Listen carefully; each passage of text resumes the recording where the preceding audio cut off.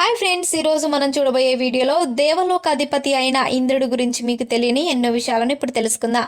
ఇంద్రుడు అతిథి మరియు కశ్యప మహర్షి మొదటి పుత్రుడు. ఇంద్రుడు స్వర్గంలోని దేవతలందరికీ రాజుగా ఉండేవాడు. ఇంద్రుడి దగ్గర ఒక వజ్రాయుధం ఉంటుంది. దీనితోనే ఇంద్రుడు స్వర్గంపై యుద్ధానికి వచ్చిన అనేక మంది రాక్షసులను సంహరించాడు. అంతేకాకుండా ఇంద్రుడు ఒకసారి వృత్తాసురుడు అనే రాక్షసుని సంహరిస్తాడు. అందుకే దేవతలందరూ ఇంద్రుణ్ణి స్వర్గానికి అధిపతిగా చేస్తారు. అంతేకాకుండా ఇంద్రుడు వర్షం రూపంలో నీటిని భూమి మీదకి పంపుతాడు. అందుకే మానవులందరూ ఇంద్రుడిని వర్షదేవుడిగా కొలుస్తారు. అంతేకాకుండా ఇంద్రుడి భార్య పేరు సచీదేవి. ఇంద్రుడు సచీదేవితో కలిసి స్వర్గంలో ఉండే భోగ భాగ్యాలను అనుభవిస్తూ ఉండేవాడు. అంతేకాకుండా స్వర్గలోకంలో నందనవనం అనే ఒక వనం కూడా ఉంటుంది. ఇందులో అనేక పారిజాత చెట్లు ఉంటాయి. అంతేకాకుండా ఇంద్రుడికి తన మనసులో ఎప్పుడూ తన పదవిని కోల్పోతానని భయం ఉండేది.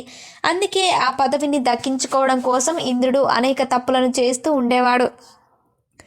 అంతేకాకుండా ఎవరినైనా ఋషులు తపస్సు చేస్తున్నప్పుడు వారికి తపభంగం కావడానికి తన స్వర్గలోకంలో ఉండే రంభ, ఊర్వశి, మేనకులను వారి దగ్గరికి పంపించి వారిని మోహంలో పడవేసి ఆ మహర్షుల యొక్క తపస్సును భంగం చేస్తాడు.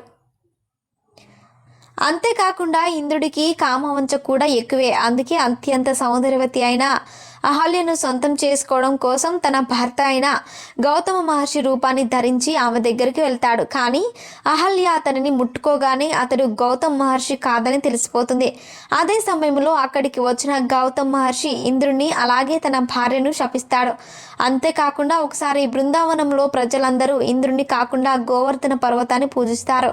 ఈ విషయం తెలుసుకున్న ఇంద్రుడు కోపంతో బృందావనంపై కుంభవర్షం కురిపిస్తాడు. అప్పుడే శ్రీకృష్ణుడు గోవర్ధన పర్వతాన్ని ఎత్తి బృందావనంలోని ప్రజలందరినీ రక్షిస్తాడు. ఇంద్రుడికి ఉన్న ఈ అహంకారం కారణంగానే భూలోకంలో ఉండే ప్రజలకు ఎవ్వరూ ఇంద్రుడిని పూజించరు. అందుకే భూలోకంలో ఇంద్రుడికి ఎక్కడ దేవాలయాలు ఉండవు. సో ఫ్రెండ్స్, చూశారుగా. ఇలాంటి మరిన్ని విషయాలను మీరు తెలుసుకోవాలనుకుంటే వెంటనే మా ఛానల్ని సబ్స్క్రైబ్ చేసుకోండి.